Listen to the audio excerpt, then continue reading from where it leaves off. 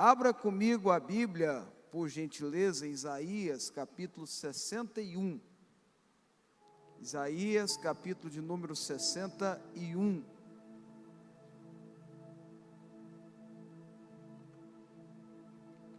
Tenho certeza que Deus vai falar conosco hoje, amém? Isaías 61, eu vou ler o verso 6 e o verso 7. Isaías 61, verso de número 6 e verso de número 7. Posso ler, irmãos? Amém? Quem está comigo diz um amém mais forte aí, vai. Que bênção. Diz assim a palavra de Deus: mas vocês serão, eu estou lendo da NVI, eu lembro vocês, mas vocês serão chamados sacerdotes do Senhor, ministros do nosso Deus. Vocês se alimentarão das riquezas das nações, e do que era o orgulho delas, vocês se orgulharão. Em lugar da vergonha que sofreu, o meu povo receberá porção dupla, e em vez de humilhação, ele se regozijará em sua herança, pois herdará porção dupla em sua terra, e terás alegria eterna. No verso 7, a expressão mais conhecida é aquela que está na versão ARA: em lugar da sua vergonha, tereis dupla honra. Eu quero conversar com você um pouquinho sobre isso hoje, sobre o que seria, o que é biblicamente falando, a dupla honra, na qual Deus reservou para o seu povo, para aqueles que são escolhidos como povo de Deus, no lugar da afronta, no lugar da vergonha. Dupla honra, o que seria isso segundo a palavra do Senhor? Porque eu realmente creio que tudo isso é reservado para aqueles que são escolhidos por Deus. Veja, o escolhido por Deus no Antigo Testamento era o povo de Israel. Os herdeiros ou descendentes de Abraão eram aqueles que eram considerados escolhidos por Deus. Eram aqueles que viviam na expectativa do Messias. Desde a época de anterior a Abraão, havia a expectativa da vinda do Messias, da primeira vinda de Jesus. A vida deles girava em torno da vinda desse rei, desse Messias, desse Senhor, desse Redentor, desse Salvador.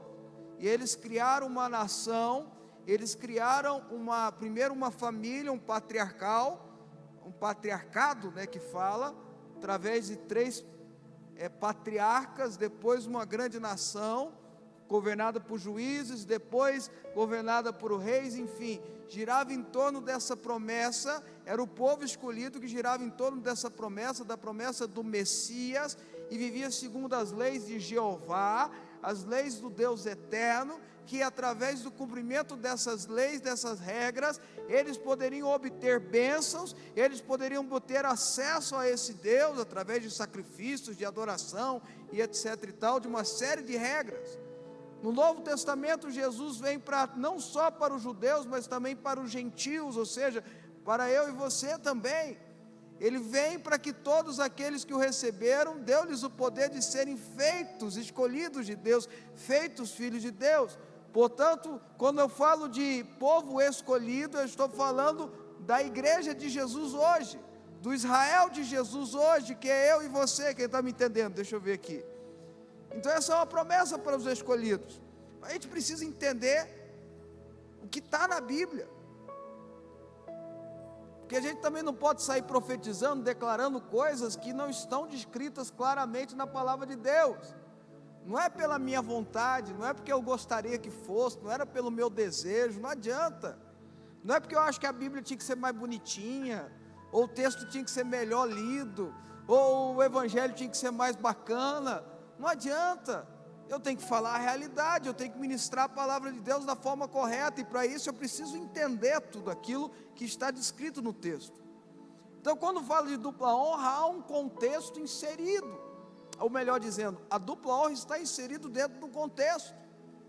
Isaías 61 é o cumprimento de uma palavra que, segundo Lucas, e aí eu quero que você entenda bem isso que eu vou dizer, segundo Lucas capítulo 4, Jesus, ao estar na cidade de Nazaré, cidade onde ele foi criado, onde ele passou a infância, ele está na cidade de Nazaré, ele vai a uma sinagoga onde ele ministra, ele é convidado para pregar, ele já era considerado um rabi, um professor daquela época, e ele pega um dos textos para ler naquele momento, um dos textos da Bíblia, um dos pergaminhos que tinha os textos da Bíblia daquela época, e a Bíblia diz em Lucas 4 que ele abre exatamente nesse texto, Isaías 61, e ele começa desde o início: o Espírito do Senhor Deus está sobre mim, porque o Senhor Deus me ungiu para pregar boas novas, ungiu-me para levar a cura a quem está doente, a trazer graça aos quebrantados de coração.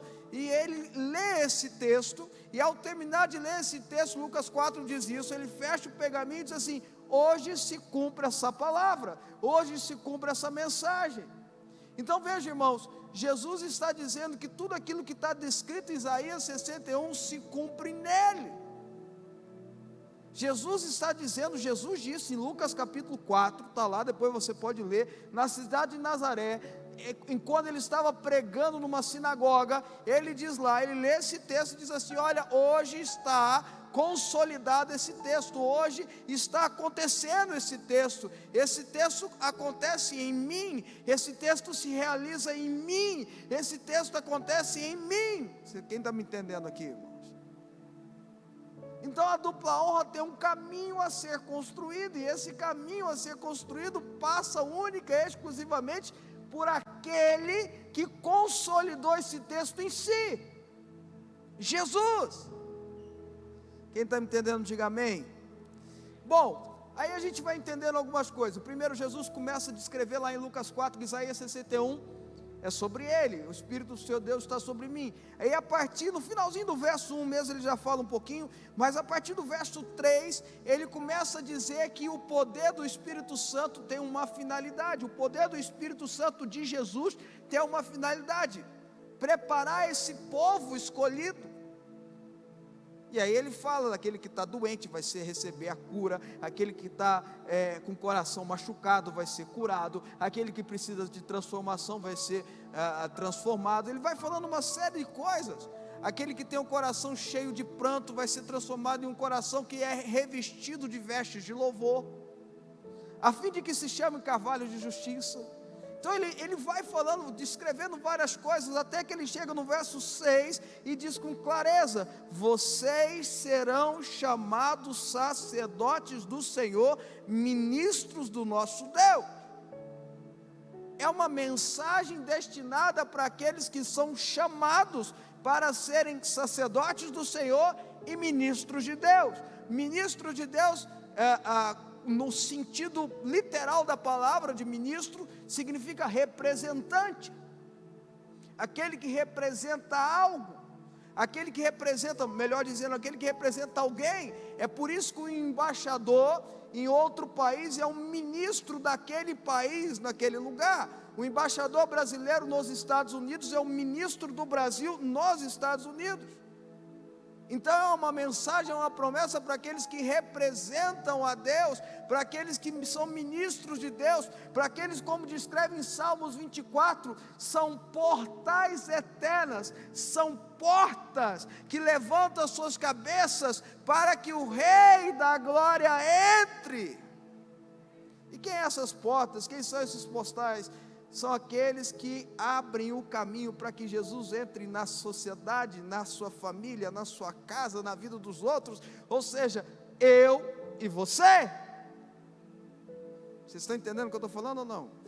Depois ele fala sacerdotes do Senhor. O sacerdote é aquele que oferece oferenda, o sacerdote é aquele que adora, o sacerdote é aquele que serve, o sacerdote é aquele que se sacrifica para Deus, é aquele que se consagra para Deus, é aquele que tem a sua vida totalmente dedicada ao Senhor. Veja, meu irmão, é uma mensagem para aquele que é consagrado a Deus e que representa esse Deus. Não é uma mensagem para qualquer um, não é uma coisa que depende de declarações proféticas, não, depende muito mais de uma declaração de transformação de vida. Sacerdotes do Rei, ministros de Deus. E aí ele continua dizendo, aí ele dá uma palhinha, vocês se alimentarão das riquezas das nações. Isaías 61, se você voltar 60 capítulos atrás, em Isaías 1, o profeta Isaías diz, se quiserdes e me ouvirdes, comereis o melhor dessa terra.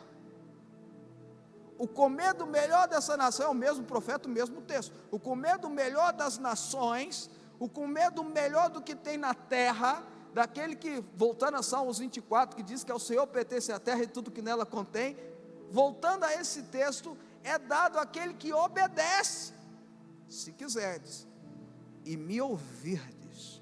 Aí vem a terceira coisa, é aquele que adora, que serve a Deus como sacerdote, é aquele que é ministro, representante de Deus, e é aquele que obedece. Obedecer quem? A homens? Não estou falando disso, pelo amor de Deus.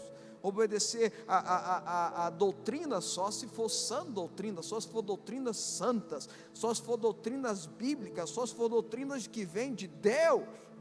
Eu estou falando de obedecer a Deus, não obedecer a homens, é obedecer a Deus. E aí ele entra, em lugar da vergonha que sofreu. Depois ele fala, em vez da humilhação, e alguns textos mais voltados ao original, fala de afronta, em lugar da tua afronta, você terá dupla honra. Aí a gente volta a Jesus. É isso que eu quero que vocês entendam aqui, perfeitamente. Porque muitos de nós passamos por vergonhas, e muitos de nós passamos por humilhações na nossa vida. Agora, peraí, antes de eu entrar nessa de falar sobre o Senhor Jesus, que é o caminho da dupla honra 100%, a gente precisa entender o que seria essa humilhação, o que seria essa afronta. Que nem toda humilhação ou afronta é ruim. Nossa, agora você pegou pesado. Não, estou falando a verdade. Se você pegar pelo sentido da palavra, do texto bíblico, você vai ver que, por exemplo, aquilo que é biblicamente espinho na carne é bênção. Já parou para pensar? Quando Paulo, está lá em 2 Coríntios, quando Paulo chega diante de Deus e fala que tinha um espinho na carne, e pede para Deus tirar aquele espinho da carne dele, por 3 vezes ele ora, ele busca, ele jejua, e não estamos falando de qualquer homem, estamos falando do homem que Deus escolheu para nos doutrinar, estamos falando de um homem que orava e as pessoas ressuscitavam, estamos falando de um homem que orava e as pessoas eram instantaneamente curadas, estamos falando de um homem que tinha uma coragem de enfrentar governos, reis, autoridades, sacerdotes, tudo que é tipo de pessoa. Estamos falando de um homem extremamente culto, intelectualmente preparado, extremamente estudado, e eu vou dizer para vocês que tinha um QI extraordinário. Não é qualquer pessoa, nós estamos falando de Paulo. Paulo, um homem extremamente consagrado e reto diante de Deus, senão não seria tudo isso que eu falei, pede para Deus, me tira esse espinho da carne, e Deus fala, não, a minha graça te basta, você vai parar de pedir isso para mim, porque o meu poder se aperfeiçoa na sua fraqueza. Veja, não é toda humilhação, não é todo problema, não é toda coisa ruim que acontece com a gente que é ruim, coisa ruim que é ruim, né? Não, tem coisa que foi feita para nos fortalecer, tem coisas que acontecem conosco que foi feito para fortalecer a nossa fé, são permitidas exatamente para ser mais fortes em Deus, espiritualmente, sobrenaturalmente. O espinho da carne de Paulo, e aí pode ter a discussão teológica que for, não vou entrar nisso, não é a minha intenção, mas o espinho na carne de Paulo, segundo a palavra de Deus, fortalecia ele, ao ponto dele declarar, quando eu sou fraco, aí é que eu sou forte. Então veja, o que seria essa afronta e essa humilhação? Isaías 61 é um texto profético para o Estado de Israel, Isaías 61 é um texto profético para a vinda do Messias. Vamos entender isso aqui. Para o Estado de Israel, foi a volta com Neemias, com Esdras, com os outros, que agora fugiu da minha cabeça o nome aqui, que foram e reedificaram Jerusalém, depois que ela, debaixo do decreto do rei Ciro, eles puderam voltar depois de 70 anos como escravos do Império Babilônio, depois Persa e Medo.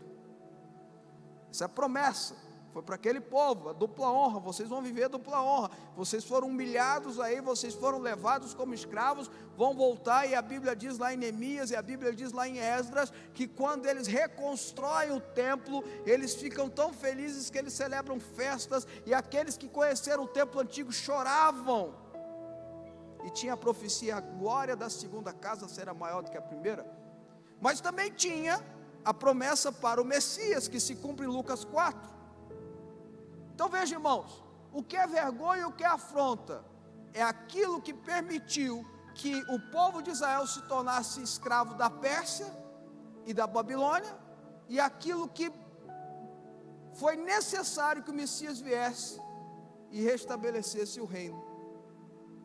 O que foi, irmãos? Pecado.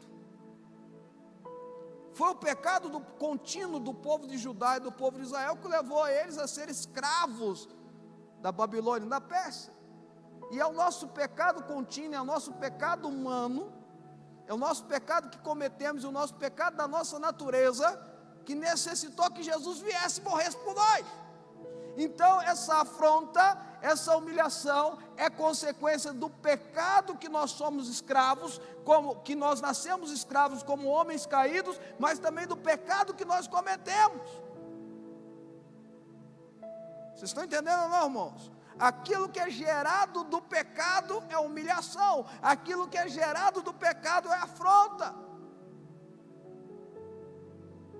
É por isso que o apóstolo Paulo fala do perigo de sermos escravos do pecado. É por isso que o apóstolo Paulo ensina em Romanos, praticamente os 7 primeiros capítulos, o quão importante é nós sabermos o poder da graça e sermos libertos das correntes pecaminosas, porque senão será sempre uma humilhação, será sempre uma afronta, gerará sempre uma humilhação, gerará sempre uma afronta, vai jogar a gente sempre lá embaixo. Mas ele fala, em lugar da tua vergonha, da vergonha que você sofreu, em lugar da sua humilhação, você vai receber porção dobrada.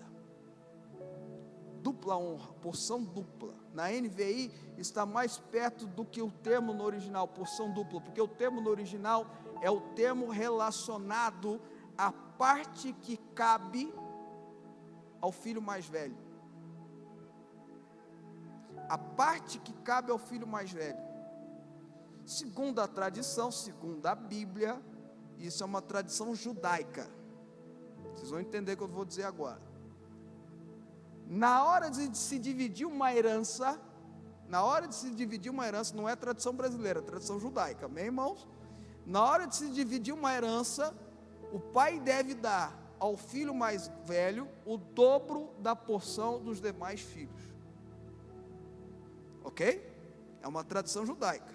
Então o filho mais velho dividiu lá, não sei, tem 3 filhos, tem 30 mil, seria 10 para cada um, mas o filho mais velho vai ter porção dobrada, então você divide em 4, para que ele tenha 2 vezes, para que ele tenha a dupla honra. Agora que eu vou mostrar para você que esse negócio de dupla honra bíblica tem a ver com Jesus, porque a Bíblia diz que ele é o filho unigênito do Pai, ele é inicialmente o único filho de Deus. Eu e você nos tornamos filhos de Deus através do filho unigênito, daquele que foi o primeiro, daquele que é o primogênito entre os irmãos. Nós nos tornamos filhos, segundo Paulo, pelo Espírito da adoção. Como criaturas somos adotados por Deus e nos tornamos filhos de Deus. E isso é através, segundo o apóstolo João, através de Jesus. Eu declarei isso no começo, ao receber Jesus como Senhor e Salvador, Ele me dá o direito de ser feito filho de Deus. Eu me torno co-herdeiro de Cristo. Eu me torno irmão do primogênito. Então veja, dupla honra é um direito que Jesus conquistou para você. Dupla honra ou porção dobrada é um direito que o seu irmão primogênito, o Filho de Deus unigênito, o Filho do Deus Todo-Poderoso, Senhor e Salvador, regenerador das nossas vidas, Jesus Cristo conquistou por mim e por você. E aí vem um negócio, não é por merecimento, porque se fosse por merecimento, não ia ter jeito, é pela graça, é pela sua imensa graça, é pela sua extraordinária misericórdia, que Ele olha para um vil pecador como eu e você, e fala: eu amo, eu desejo, eu quero, eu escolho, eu redimo, e dou a Ele porção dobrada. Agora presta atenção, irmãos, enquanto você não entender que não é por merecimento, e sim por Ele, você não recebe.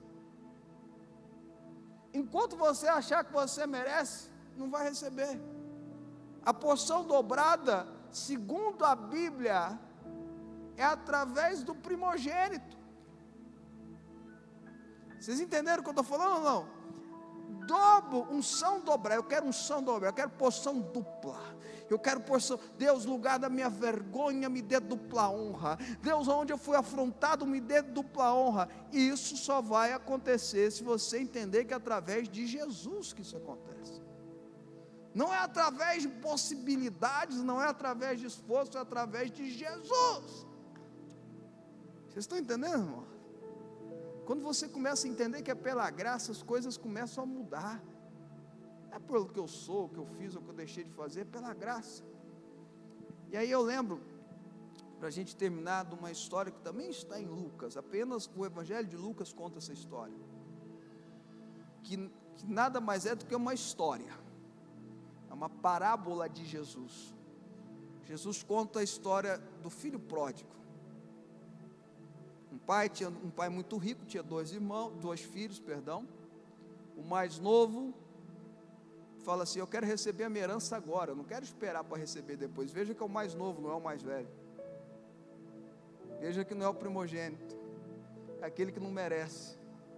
Ele chega para o pai e fala assim: me dá a metade que me cabe, e eu quero curtir minha vida, eu quero criar minha vida, eu quero fazer as coisas acontecerem.